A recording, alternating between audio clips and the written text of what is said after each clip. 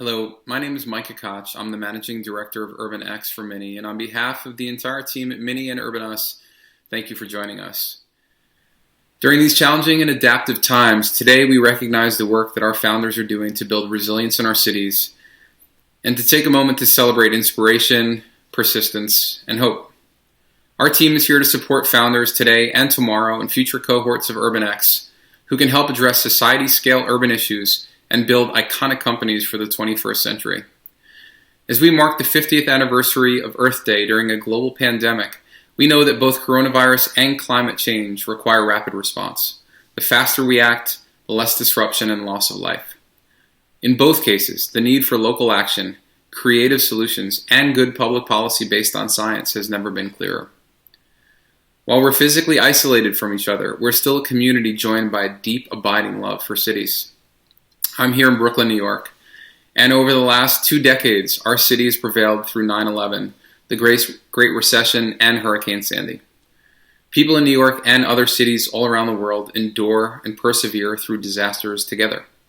While individual actions are critical for local resilience, we need collective action to solve global problems. And while we're in uncharted territory from past experience, we know that politicians can't make adaptive changes on their own. We need entrepreneurial heroes who challenge the status quo and have the tenacity and resolve to improve the system.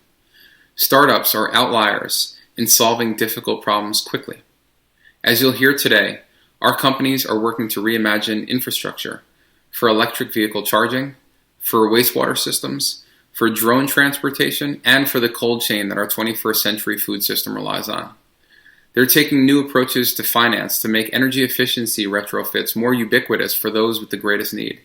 They're commercializing nanotechnology inspired by nature to make the air that we breathe cleaner. And they're using new tools to improve inefficient construction processes, reducing time, cost, and material for better buildings around the world. Today, we have 7 resilient entrepreneurs ready to share their story with you, and we're thrilled that you're here with us to support their efforts to reimagine city life. On behalf of the entire team at Urban X and our 51 alumni companies, please stay safe, be kind to each other, and stay connected with us. We will get through this together. Next, you're going to hear short pitches from our 7 Cohort 7 companies. Feel free to ask them questions via your Facebook, YouTube, or Zoom chat. We'll be collecting these for the live Q&A starting in 35 minutes. You can also email our founders through the Demo Day page and help support our teams by sharing this live stream on your social media feeds using the hashtag #MakeYourCity. And now, let's all take a deep breath of fresh air together and get started with our first founder, Sissy Liu, CEO and co-founder of Metalmark.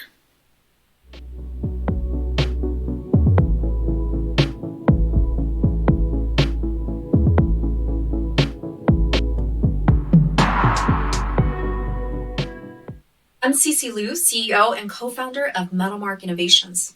At Metalmark, we make multifunctional materials that turn contaminated fumes into breathable air. Every year, air pollution kills 8 million people around the world. When you think about dirty air, smokestacks and car emissions may come to mind. Outdoor air is terrible, but it turns out that indoor air can be 5 times worse than outdoor air because of the concentration of toxic chemicals, particulate matter, and airborne viruses in confined spaces. According to the US EPA, we spend 90% of our time inside, and over the past several weeks, it's found more like 100%. Manufactured products contain chemicals that off-gas. For instance, formaldehyde, a well-known chemical pollutant and carcinogen, is found in dashboard panels, rugs, seats, and air freshener of our cars, as well as similar products in our homes and offices. According to the NIH, these chemicals decrease cognitive function, cause cancer, trigger heart attacks, and lead to chronic illnesses.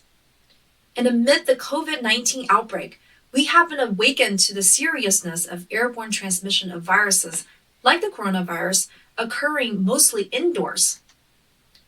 This doesn't have to be the case.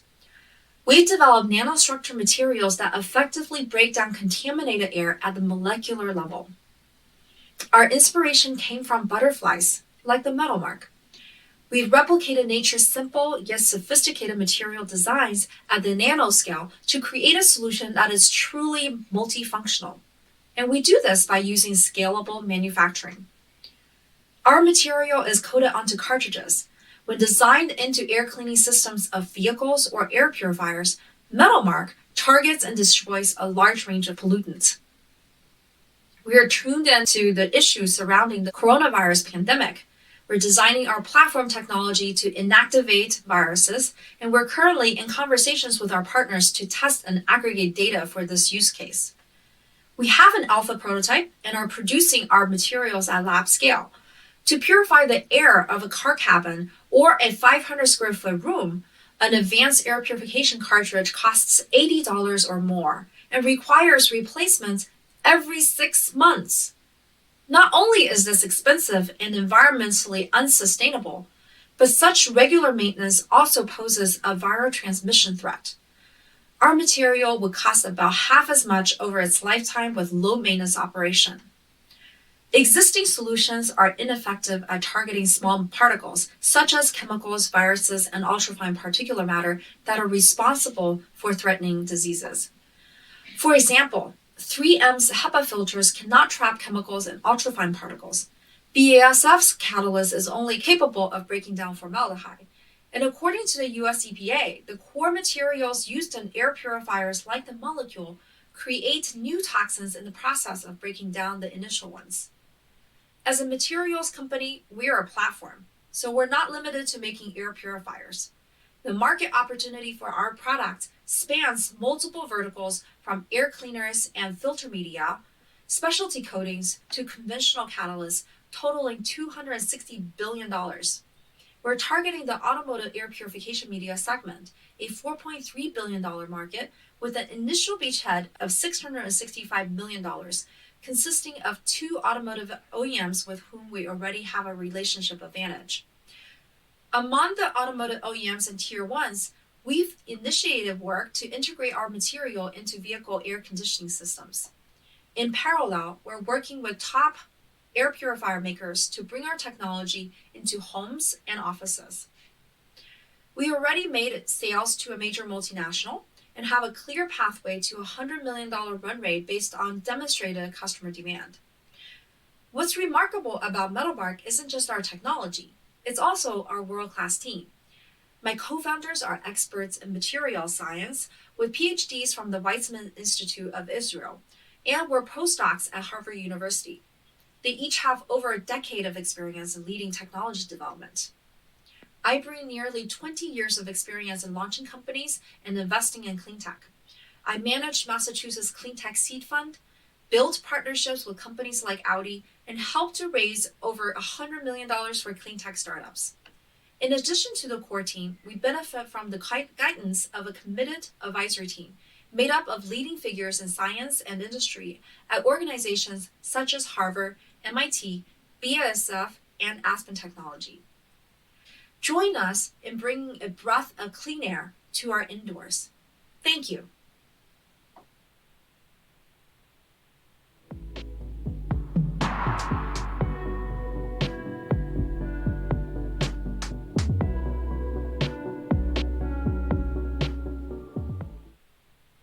Hi, I'm Dominik, co-founder of Hades, and we make sewers better using machine learning.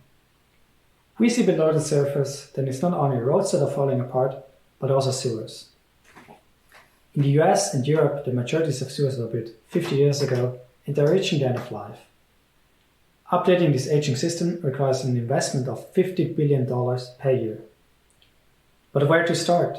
There's a sewer under every road, which equals to more than 5 million miles of sewers in the US and Europe alone.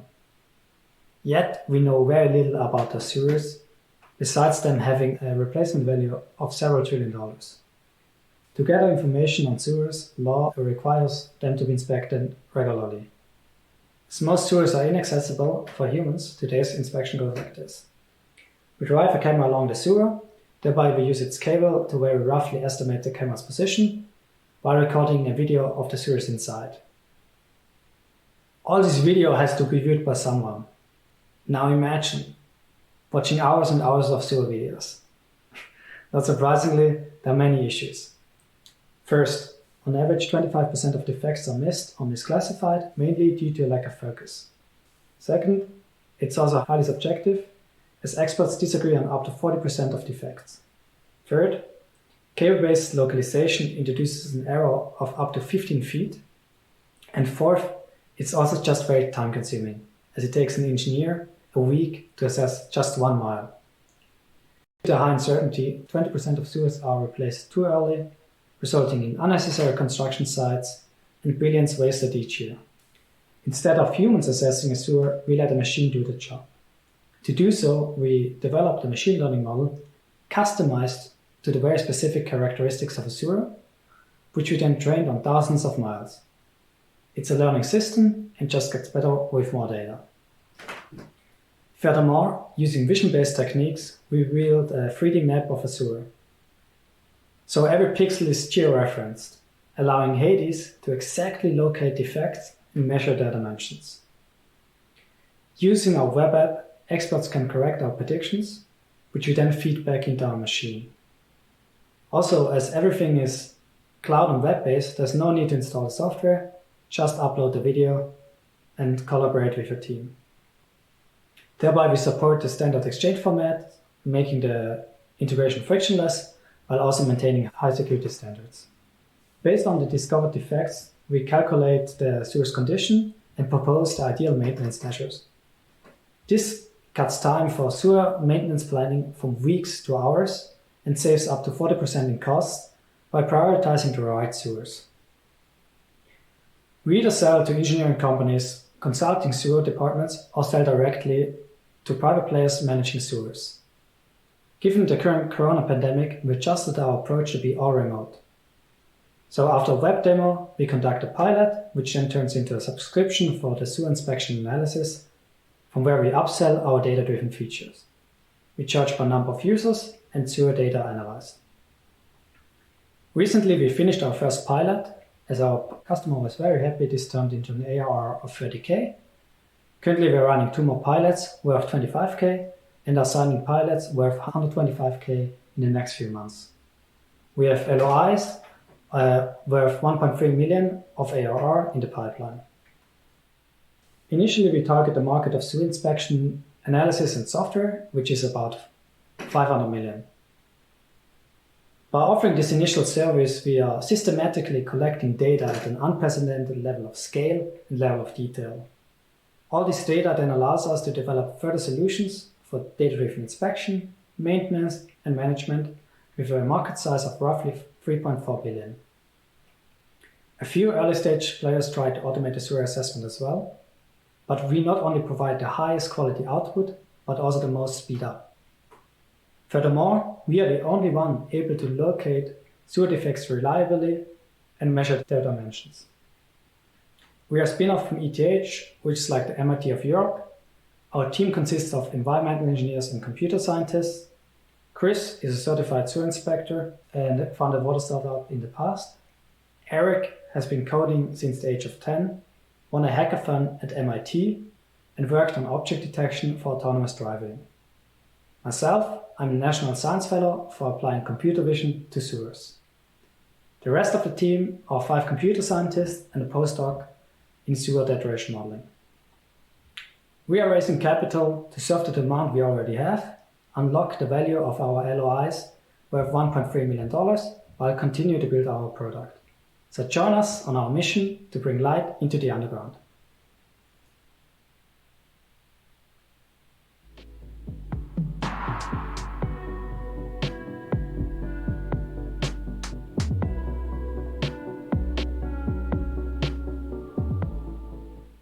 Hi, I'm Zach, and I'm the CEO of ChargeLab.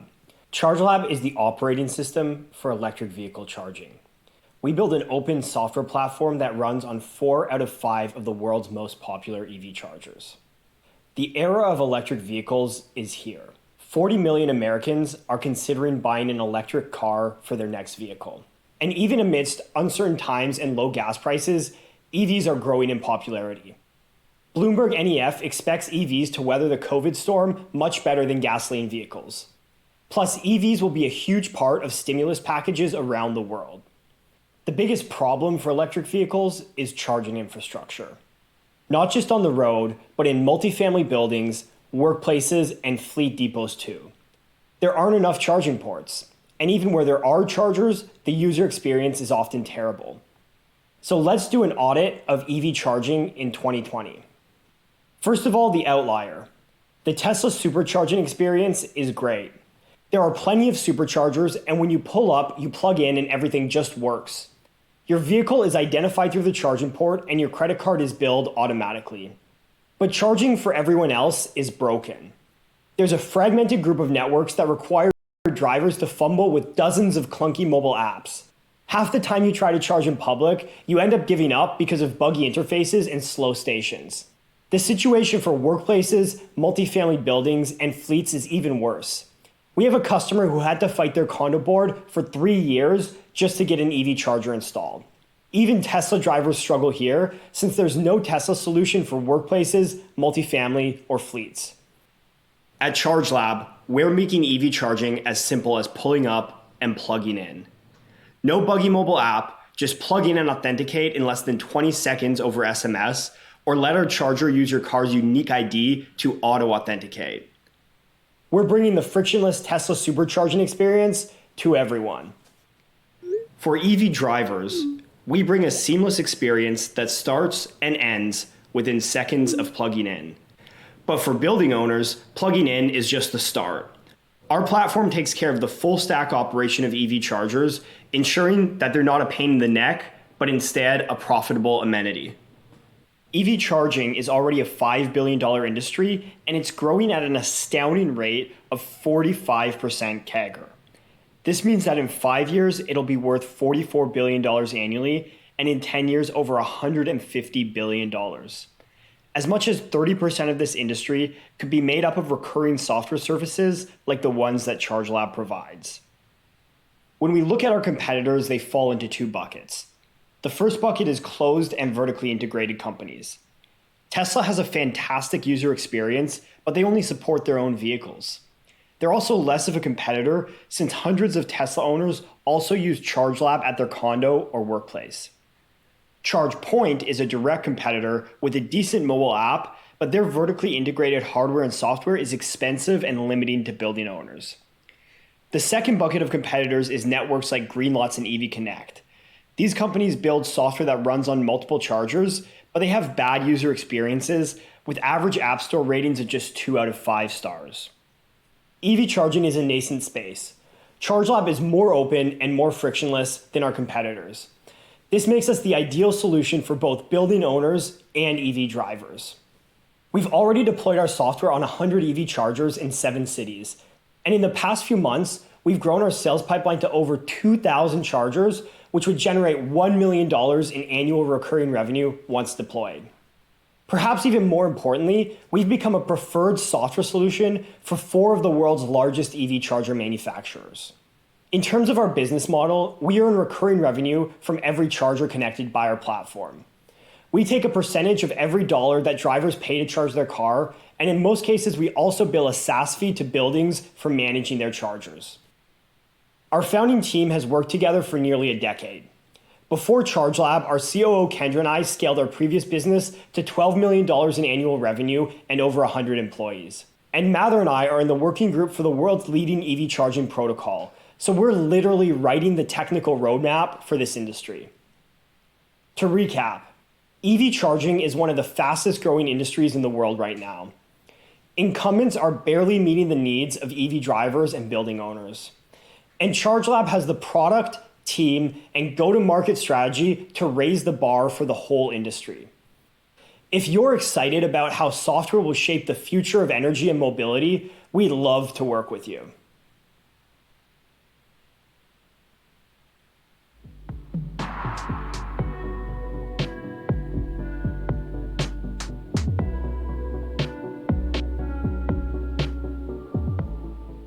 Hi everyone, I'm Harel, a co-founder and CEO of Firmus, and we allow construction companies to learn from the past to build a better future. Every construction project is divided into 4 phases: design, construction, inspection, and operation. As a construction project progresses, the cost of fixing every error increases significantly over time. An error that it is discovered during the design stage and will cost $10 to fix will cost $100 to fix during construction, $1,000 to fix during inspection, and $100,000 to fix during operation.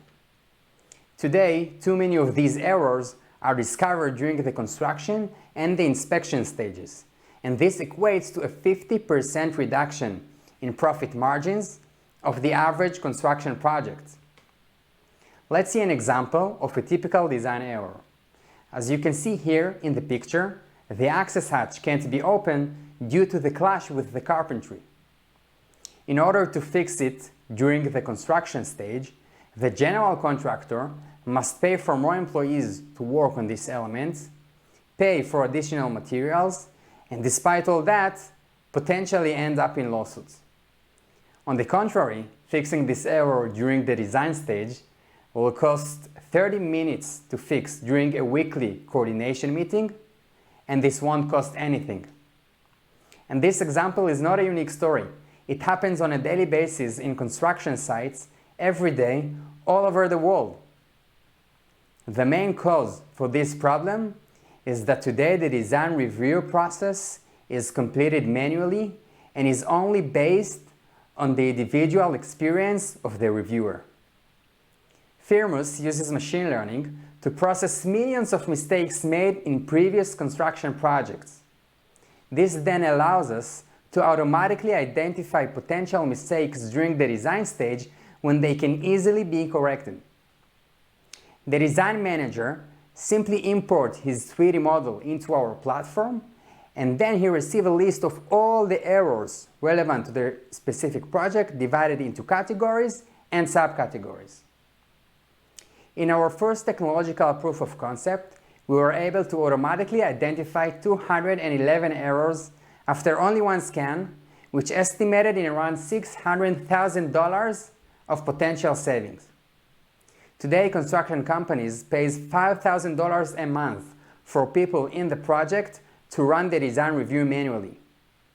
For this reason, we charge our customers a monthly fee of $5,000 per project, and we are able to do it 10 times faster. Construction companies within our target market build around 20 projects per year, which equals a potential income of $1.2 million per year from one company. There are about 1,000 construction companies in our initial target market in the United States and in Europe, which can lead us to a potential market size of more than $1 billion a year.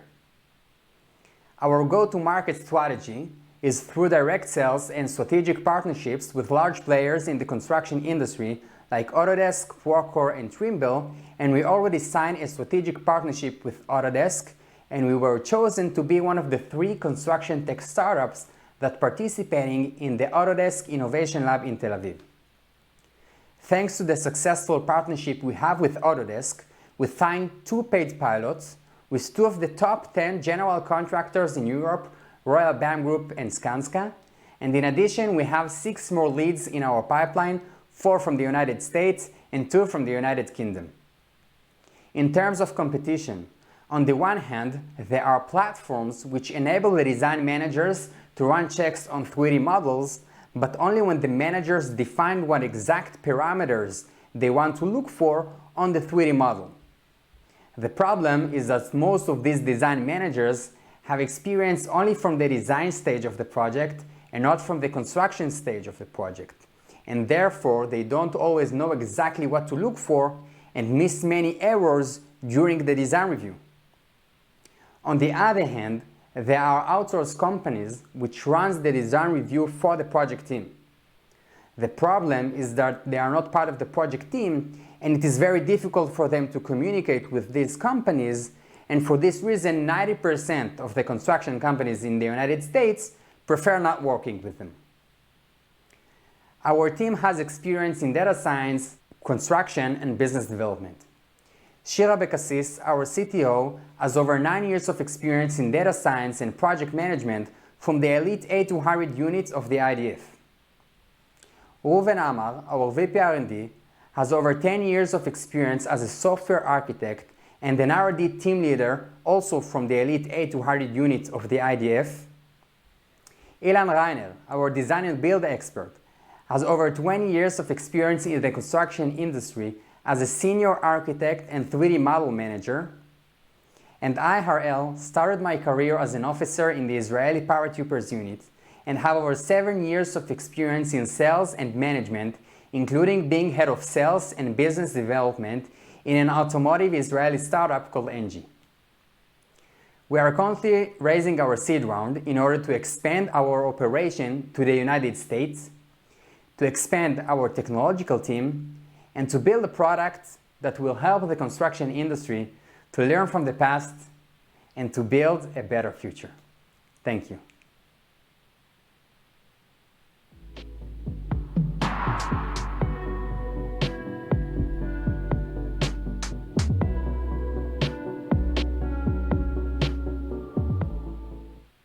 Hello, I'm Parker White, CEO of Unity.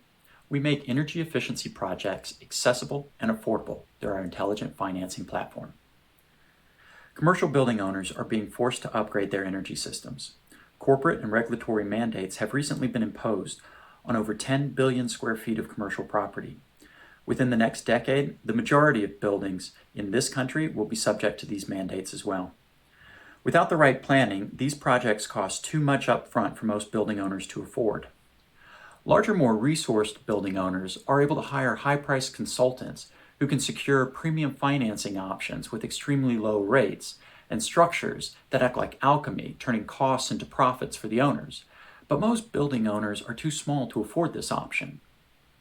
In fact, 90% of commercial buildings are smaller than your average grocery store. Owners of these smaller buildings don't have the money for expensive consultants.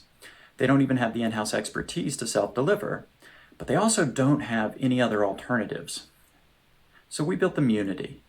With just a property address, the Unity platform instantly identifies, qualifies, and matches contractors and premium capital providers with property owners who need upgrades, doing in seconds what takes a consultant weeks, and doing it more accurately.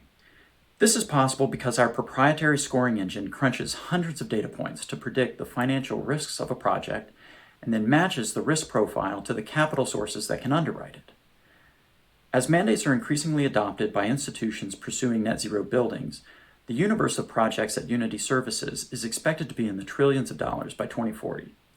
Today, that annual market is already hundreds of billions of dollars, including a $120 billion gap that isn't being efficiently serviced by anyone, because the projects are either too large to be paid for out of pocket or too small to pay out a meaningful fee to a consultant. Instead, projects between $10,000 and $2 million are often originated by energy contractors.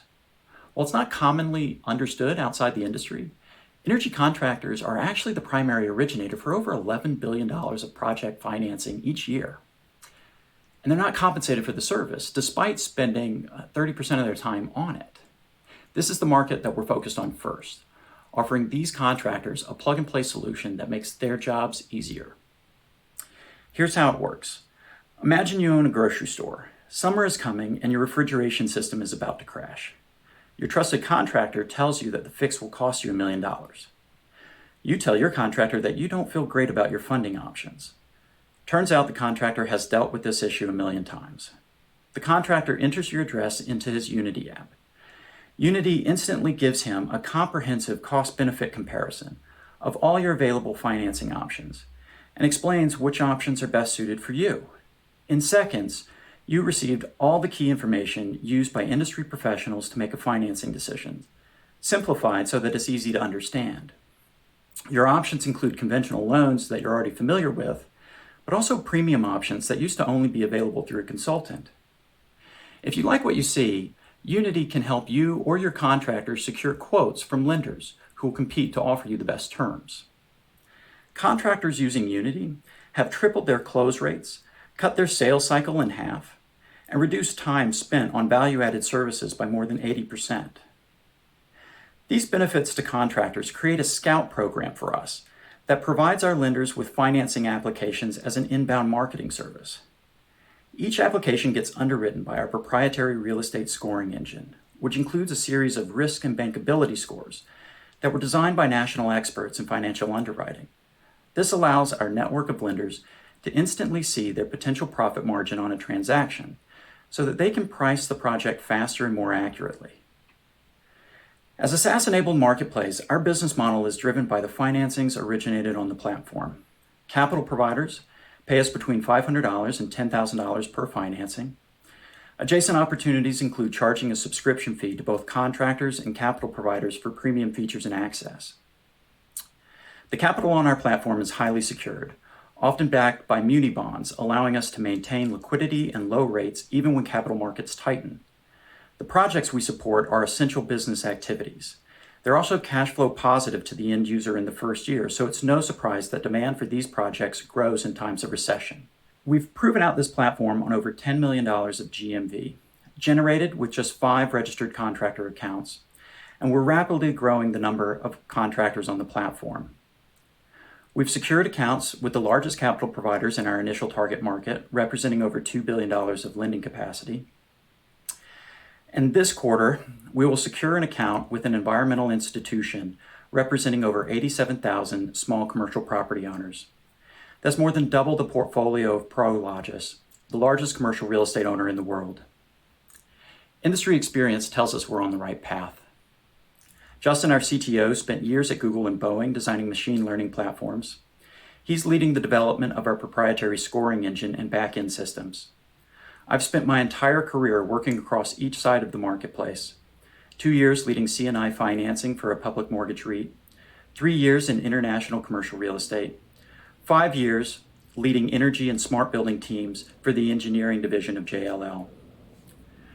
We started Unity because the fight against climate change can't be won without bringing buildings to net zero, and bringing buildings to net zero can't be done without ensuring that all the countless small building owners out there have access to the best financing and contractors available. We learned this as experienced practitioners, and it's been validated by the many partners already tied to Unity. Please join us in this fight as well. Thank you.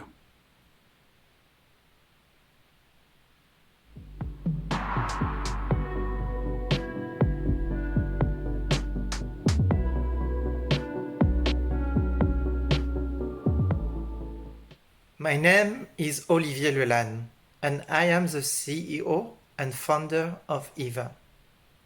We build high-throughput drone docking stations, primarily for healthcare logistics, disaster relief, or industrial assessment, but not only. Let me tell you why the national experts on unmanned autonomous systems have granted us up to $1 million 48 hours only after discovering our technology. But first, let's go back more than 100 years. It is 1900, and on the top of this picture, you see only one car. 13 years later, they are everywhere. Why is that? Because the infrastructure was there, and we are talking about gas station, service station, garages, parkings, and this was mainly created by Mr. Rockefeller. He took 90% of the market by providing the infrastructure. And similar to Mr. Rockefeller, we build the infrastructure for drones. More than $3 billion has already been invested in the drone industry. It is estimated that the drone docking stations market will capture 10% of this investment. At EVA, we have developed the world's largest station to enable drones to land, charge, manage their payload, and be hosted in full safety control. We name it the vertical station, and this is the VS1. By deploying our vertical stations, we allow the drones operators to accomplish critical missions, such as connecting hospitals to laboratories. Our primary focus is on delivering healthcare, assessing infrastructure, disaster response, and yes, also pandemics. Here is a VS1 in action. When a drone needs charging, hosting, repair, or delivering, communication between the drone and the station happen, guided to a safe landing. The station is connected to our cloud interface, and our B2B customers can access live data. Our station can be put on a train, a boat, or a truck. We are very glad today to announce that we have a major agreement with a very large truck company, and we will produce what we call the HTD truck, high throughput drone truck, to deliver our solution wherever it is needed. Our business model is simple. We take a fee every month, minimum $5,000 per station. We add to that additional functionalities, such as off-grid energy solution, or additional services, such as our cloud interface. This generates an 83% gross margin, 6 months ROI, and we will have a $183 million revenue by 2023. This is a world-class team designed to address this fantastic opportunity. Myself, I launched Tesla in South Korea, facing a very harsh competition from Hyundai and Kia. Overall, I have opened 26 countries in my career for Japanese, European, or US companies, and also hired more than 3,000 employees, particularly engineers. Olivier Journet, our CTO, is a world expert in aerospace, and he has helped startups to grow their technology and scale it at commercial level. Today, we are very proud to announce also that we are opening a large facility at Griffith Airport, upstate New York, at the heart of the National Drone R&D area. This is where we will operate our missions for companies such as USPS, and where we are hiring 14 new employees to meet the demand. The drone docking stations market is critical for drone operators and their customers. EVA stations compete on one side with monodrone station with a higher operating cost, 6 times more than our operating cost per landing. On the other edge of the spectrum, you get a full vertiports, a $50 to $100 million cost. Our B2B customers are enthusiastic about our vertical stations. Over the last 4 months, we have accumulated LOIs, contracts, MOUs, POCs with very major B2B companies, such as again USPS or AT&T, but also cities, particularly now due to the COVID-19 situation. We have now a pipeline where we can target 20,000 different locations. This is just massive. With only 17 stations, we can have a revenue of 1 million ARR. Our go-to-market is simple and efficient. We simply leverage the drone operator's sales force. They bring us the customers. Why? Because the customer asks, how do I operate the drone? Where do I host it? How do I charge it? And we have this solution. EVA was recently featured as one of the startups counter-attacking the COVID-19. We believe that this is also very important, not only for our mission, but for all our employees. We would like you to join our mission to connect the world, one vertical station at a time. Thank you.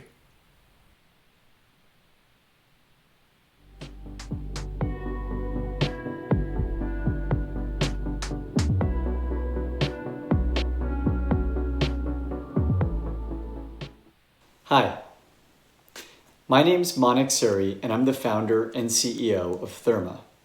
We're building smart refrigeration for the commercial cold chain. As we all know, our planet is facing a climate crisis. Global temperatures are rising at a nearly uncontrollable rate, but there is hope. High-impact solutions to climate change are actually within reach of our minds and our mouths. Incredibly, according to Project Drawdown, 2 of the 3 biggest drivers of warming are toxic emissions caused by refrigeration and food waste. Together, These two factors make up nearly a quarter of all warming. And if food waste were a country, it would be the third largest emitter. Despite this massive opportunity, the global cold chain is remarkably outdated. Commercial refrigeration is a $32 billion market that's growing at 5% CAGR due to rising demand in emerging economies. But the vast majority of refrigeration is still dumb, it's not monitored or data-driven. And the majority of food waste occurs because of refrigeration downtime, storage and handling issues that lead to over $150 billion of supply chain loss each year. At Therma, our mission is to protect our food and our planet. We've developed an IoT-based sensor monitoring platform that continuously measures temperature and humidity in any cold holding environment. Like an alarm system, we generate real-time alerts to help avoid critical food safety issues and to eliminate food waste due to spoilage and loss. And importantly, our platform learns over time, providing data-driven insights to reduce refrigeration downtime and extend asset lifecycle. Our hardware is unique in several ways. First, it's reliable, unlike existing solutions that use Wi-Fi or Bluetooth signals, which are notoriously poor for environments like restaurants, supermarkets, manufacturing, and distribution centers where Wi-Fi and Bluetooth don't penetrate. Our system uses long-range radio, which can actually push signal through iron and steel and doesn't require Wi-Fi or Bluetooth. Second, our solution is simple. Unlike existing tools that can take hours of technical installation to hardline in, Therma can be installed in a matter of minutes by anybody, not a technician. And most importantly, Therma is affordable. Unlike existing solutions that can be expensive, running into the thousands of dollars, Therma is a simple flat monthly monitoring fee, no cost upfront for hardware whatsoever. And our fees start at $10 a sensor a month, making Therma available to anyone. Our customers are already seeing significant return on investment. We've been able to generate immediate, measurable ROI, saving thousands of dollars across product loss, labor time that would have been spent on manual checks, and preventive maintenance that can avoid an expensive service disruption. In total, our customers are estimating that Therma can save them more than $10,000 each year, which is nearly 20 times return on investment. And because of that, customers love us. They say that we protect their products and their brand. Within weeks of deploying Therma, customers have described thousands of dollars in food waste and spoilage prevented, which ultimately gives them peace of mind. And we love that as well. I'm excited to say that we've gotten significant traction in the last few months, with Therma closing over $100,000 of annual contract value and paid pilots running in 40 companies across multiple industries. And this is since October 2019. Across our company, we're doing nearly $60,000 in monthly recurring revenue and have launched our safety and sustainability tools in over 5,000 locations, including with some leading brands that you would know, folks like McDonald's, 7-Eleven, Now Foods, Starbucks, and others. We believe that there's a massive opportunity in the commercial cold chain and see a multi-billion-dollar sales opportunity for Therma across several key industries, including food, hospitality, and healthcare, all industries that we've deployed in. However, in the immediate future, we're focused on scaling Therma within the US food industry, across farm to fork. We're targeting the consolidated segments of these three verticals: multi-unit restaurant operators, national and regional supermarket chains, and mid-market manufacturers, to execute on a focused go-to-market plan that's centered on expanding our growing customer base in the food industry. Our proceeds will go toward building out sales and marketing capacity, leveraging our existing customer base and relationships to scale to 25,000 locations over the next 36 months. Our leadership team brings together decades of experience across entrepreneurship, enterprise software development, product design, and legal compliance. With these critical skills in place, we've already had a successful track record over the last few years of working together, and in the past, we've both raised capital and had multiple successful exits across the team. Most importantly, we've worked together and we know that we share a passion for both mission and meaning in our work. Join us at Therma and help us protect our food, our health, and our planet. Thank you.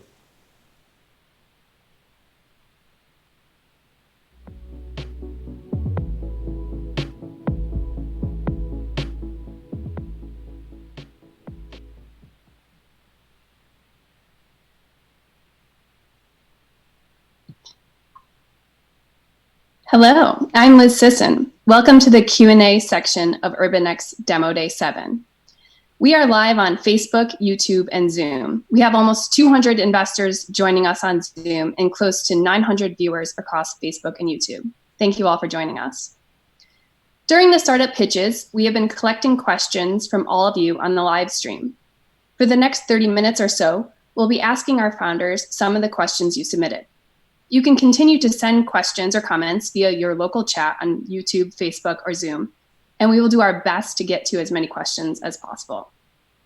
For the investors on the call, there are spots remaining for our one-on-one sessions with our founders next week. We'll follow up with the form for you to sign up to discuss the team's fundraising plans. We ask our founders to be brief and to the point while answering questions so we can get to as many as possible. If we can't get to your question, you can reach out to the founders directly by going to urbanx.com/demoday07. Let's get started. The first question we have is for Dominik from Hades. Your company automates sewer inspections. Do sewers look the same throughout the world? So yeah, sewers actually look more or less the same throughout the world. I mean, if you think about it, it's like a pipe transporting wastewater. So of course, there are some slight variations regarding like pipe or material or diameter. But all in all, these are limited and managed well. And we also see this in the data we've collected. So thousands of kilometers or miles from various countries across Europe and in the US. Thank you. The next question we have is for Cece from Metalmark. How are you building a moat? So we build a moat by using a comprehensive IP strategy. Our material is unique, and we have a robust and defensible IP portfolio with broad composition of matter claims on issued patents in the US, EU, Japan, and China. We have another PCT in progress. These IPs are owned by Harvard University. We're licensing the technology from Harvard. Metalmark also has its own patent applications covering materials, methods, and devices. We have published papers and data that back up our claims on high performance and stability of our material. Thank you. The next question we have is for Harel from Firmus. What is your competitive advantage over other construction tech players? So our competitive advantage is the network effect that exists in our system. The more clients we have, the more data we analyze, and the more we increase the lessons learned database and improve our machine learning algorithms. This then enables us to increase the lessons learned database again, detect more errors, save more money to our clients, and by that, attracting more clients to our system. For example, the data that we analyze from Royal BAM Group is now utilized in order to detect more errors in Skanska's current project. So the more we grow, the more it becomes difficult to our competitors to compete with our value proposition, because these competitors will need to start analyzing all the data from the beginning. Thank you. The next question we have is for Olivier from EVA. Could you give us an example of how your solution addresses the COVID-19 pandemic? Yes. As you know, we are the gas stations for drones, and drones accomplish incredible missions to fight COVID-19. Two cases particularly that we see a very strong demand. One is cargo drone. You need to transport the test. You cannot make the test in hospital. You need to make it outside to avoid contamination. Transport test, transport blood as well, because people give, unfortunately, less blood. The second use case is sanitization. A drone spraying bleach in a city can kill 100 times more virus than a person. For those two cases, we have an incredible demand since March 1st. Right now, we are building a station for Jeddah in Saudi Arabia that will both embed a drone for sanitization and a drone for cargo transportation. This is really an incredible demand, and this motivates the whole team because we don't only grow the business, we are really accomplishing a mission for the society. Thank you. The next question we have is for Parker from Unity. Parker, how does the matching and underwriting process work with Unity? Right. So we have access to just a tremendous amount of data on almost every single property in the United States, even a tiny little church in remote Alaska. We also have a data engine that uses predictive analytics to automate underwriting. So if you combine these two things together, it allows us to use a property address and then instantly arrive at a profile associated with that property and that applicant. To kind of understand how this is relevant, think about like what goes into selecting a different kind of product, like a computing device. You know, you got smartphones, tablets, laptops, desktops, wearables, et cetera, and different manufacturers. Selecting what's best for you really depends on, like, are you capable of making the purchase? And does the product features align with your needs? But like, if you couldn't answer these questions, you wouldn't be able to make any kind of purchase. And in finance, that's the case. Like, most regular people can't answer those two basic questions for commercial retrofit financing. And that's, except there's like, instead of being just a handful of product categories, there are like dozens. And then there's thousands of lenders. So we are like the expert that sits beside the user, and we can answer that question for them. Are they capable of making the purchase? Are they qualified? And what best aligns with their needs? And we instantly do that. And that's what our scoring engine supports. Thank you, Parker. Zach from ChargeLab, what does EV adoption in the US look like today? EV adoption right now is doubling in the US every 24 months or so. And I think the biggest mistake people when they look at this industry is thinking that the growth is linear when it's actually exponential. So today, 4% of new cars purchased in the US are electric. But 2 years ago, that was 2%. And when we started this business 4 years ago, it was 1%. And 4% can still feel relatively small, but in 2 years, it's going to be 8% and then 16%. So with EVs, I think people kind of forget the 2007 moment with the iPhone. Everyone thought it was super cool. Everyone thinks Teslas are super cool, but they're expensive. They're kind of inaccessible. They're not good for business. That's what people said about the iPhone in 2007. And just 5-6 years later, every business user, every individual, people in third world countries were all using iPhones. And that's the trajectory we see for electric vehicles. Literally 100% of new cars manufactured are going to be electric by 2030. Thank you, Zach. Question for Monik from Therma. How will COVID-19 affect your ability to target customers across the food supply chain? Sure, Liz. We're seeing a couple of key impacts from COVID-19. First, there's an increased focus across the food supply chain on safety. And there's more interest in sensor technology like Therma that automates critical controls to eliminate error than even before. And second, we're seeing that COVID's having a differential impact on various segments of the food industry. And so while the restaurant market is facing an extremely challenging environment, food manufacturers and supermarkets are busier than they've ever been. And so we're shifting our sales and marketing up the supply chain to address demand in those segments. And so we're encouraged to help ensure safety and protect product in this critical time. Thank you. Just a reminder to all of our live viewers on Zoom and YouTube and Facebook, keep the questions coming. These are great. We're loving these questions. The next question I have is for Dominik from Hades. Do you sell your sewer inspection software directly to cities? So that's actually how we started out, because that gave us access to huge data sets. But we realized that the sales cycle there is just too long. So what we're targeting now is like the B2B companies. So the engineering companies actually serving the cities. And by that, we can stay out of public procurement and also have much faster sales cycles. So for example, a recent pilot we closed worth 20K, we closed in less than 2 months. Thank you so much. A question from Rachel on YouTube for CC at Metalmark. Do customers have to redesign existing products to accommodate your cartridges? So to be very clear, our customers are actually air purifier makers. They are OEMs of vehicles, tier ones of mobility sector, and aerospace tier ones. So indeed, we would be working with our customers to incorporate our material into existing systems. So hope that answers your question.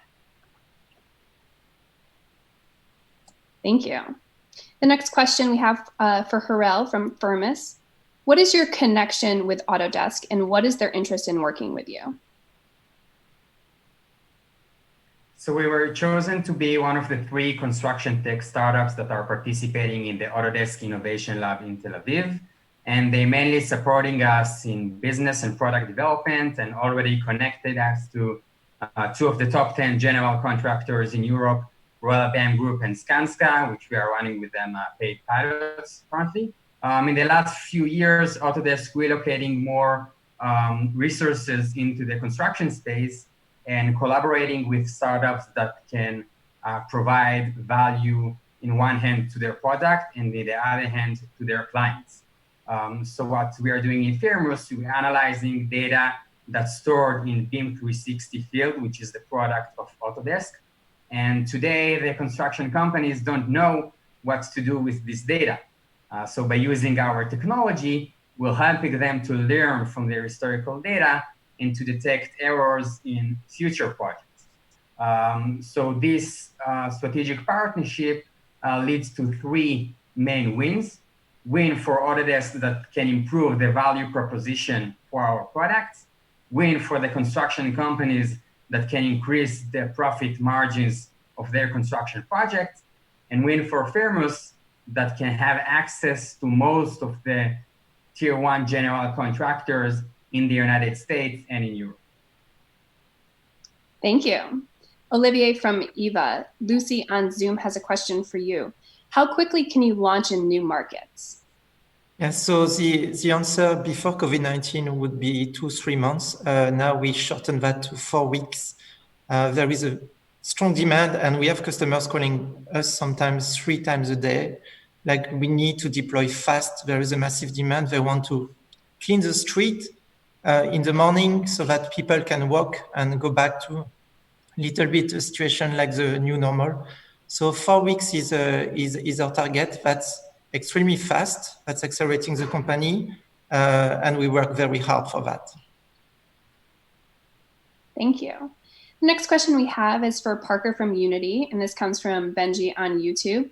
Why do you put the contractor in the driver's seat? So for us, we view this as a kind of a beachhead where we're entering the market. Contractors originate about $11 billion of retrofit commercial financing every year, and they don't get paid for it.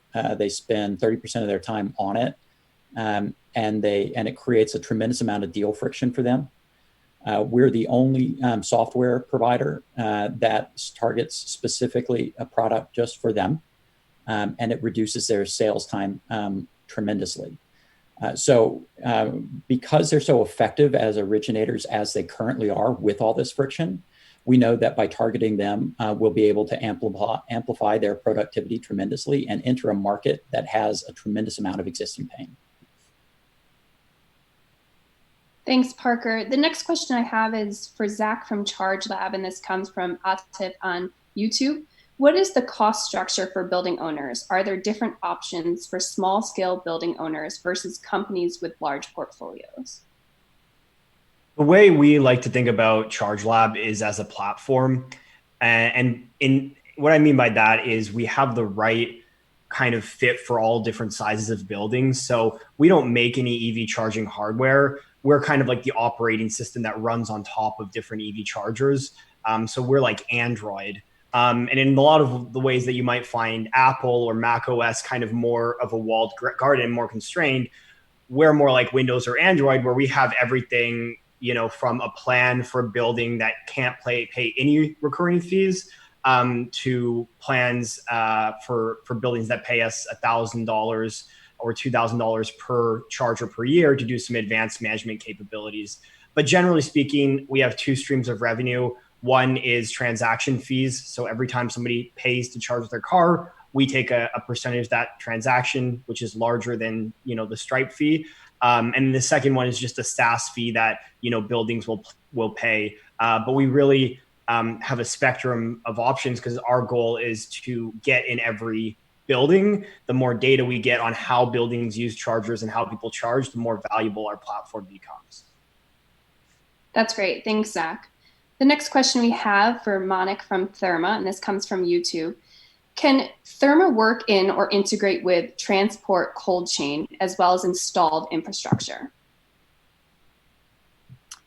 Yeah, it can. Therma is currently focused on fixed environment use cases. We've built our in-house platform primarily around establishments, but we can integrate with and deploy in moving or transportation use cases. I'm happy to chat more offline.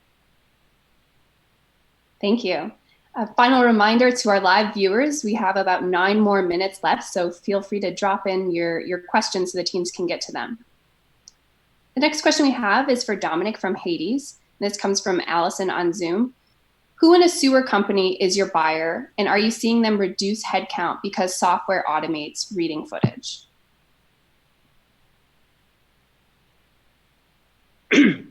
So our buyer in an engineering company is typically like the head of the sewer department, or we also get involved the end user, so like the project engineer. And in the short term, they are not reducing headcounts, but on the long term, we make the engineers more efficient, and therefore they can focus more on tasks where their expertise is required. Thanks, Dominik. The next question I have is for Cece from Metalmark, and this comes from Judy on Zoom, I believe.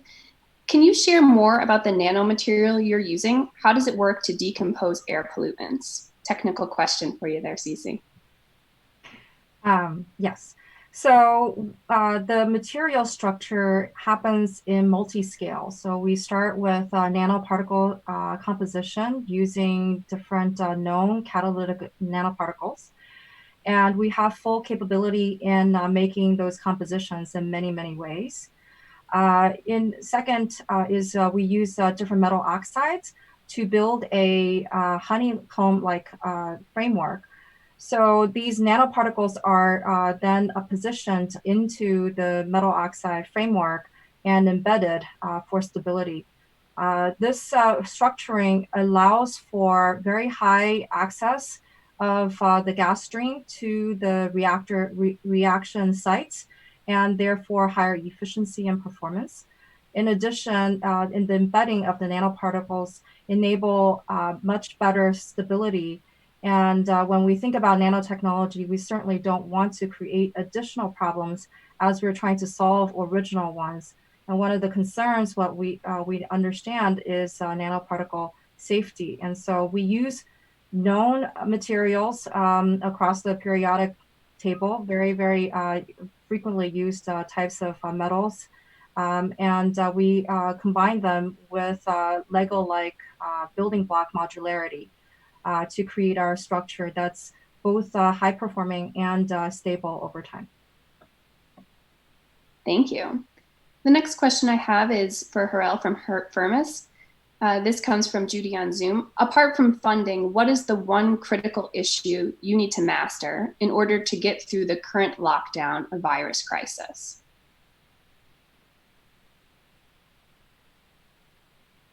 So the main thing is now that during the COVID-19 situation, most of the construction companies stopped construction on site, and they are mainly focused on the design stage of the project. the thing is that most of our users, the design managers, don't really have time to deal with users now. But the other thing is that they need help with the design review. And this is exactly what we are doing in Firmus. So just in the last week, we received 3 requests from 3 different general contractors, 2 from the United States and 1 from Europe, that asked us to start pilots as soon as possible and help them with the design review process, specifically due to the COVID-19 situation. Thank you. Olivier from EVA, who owns the drones deployed from your stations? Yeah, so we are drone agnostic. It's very important for us because we don't want to close the market, right? Think about those companies that want to inspect, for instance, the oil pipelines or railways. If the drone is too small, they are not going to make it, so we will find the right one. And we propose the drone to our customer through our partnerships. So the drone is owned or leased by the B2B customers, and we are facilitating the process by offering basically a turnkey solution for any drone operation. Thank you. Parker from Unity, how often does a small business owner apply for a new retrofit loan? Yeah, so it's the best way to think about this is in the context of like home equity loans. Home equity loans at their peak, saw around like $2.4 million, or sorry, 2.4 million transactions, around $240 billion of volume. And that's about double the market size that we're talking about here. So that's happening all the time, millions every year. Same over in the commercial retrofit space. The reason that there is a difference in size has a lot to do with the speed that it takes to do home equity financing versus the speed to do commercial retrofit financing. It takes like 120 days to do commercial retrofit financing because it's all manual. And it takes like 2 to 4 weeks to do home equity financing because it's all automated. So we're automating commercial retrofit financing in order to expand that market size to be something comparable to home equity financing. Thank you. Next question is for Zach from ChargeLab, and this is from John on Zoom. What does the economic model need to look like to get many building owners to adopt your platform and install more chargers?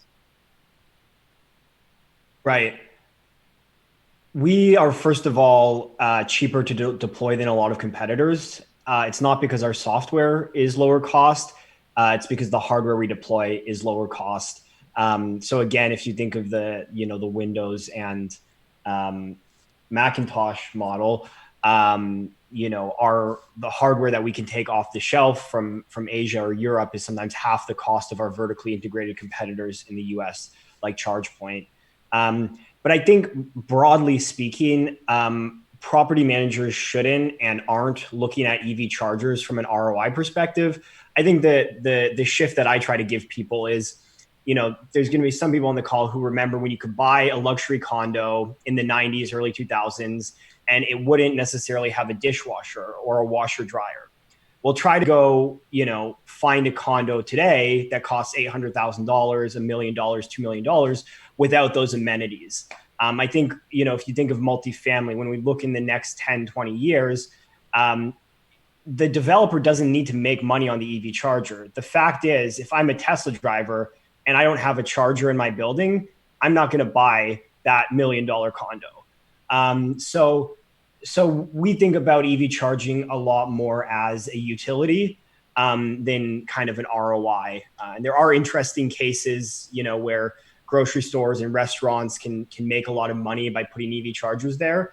But I think across the board, we should think about this more as a utility that's going to be everywhere, and how ChargeLab is building kind of the most open platform that's going to fit the largest number of use cases. Thank you. The next question, I think this is our final question as well, Monik from Therma. Are you piloting with vertical farming companies? I think this question is from YouTube.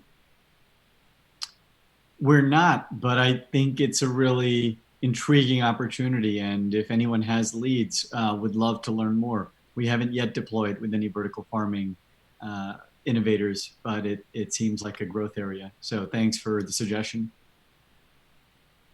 Thank you. Thank you all for your participation today. Here's Miriam to close us out. Thank you, Liz. Thank you, everyone, for connecting and staying engaged with us on our mission to reimagine city life. I think we had over 900 people connected across different channels. Thank you to our founders for your rapid answers. We had way more questions that we were able to get to, but the conversation continues.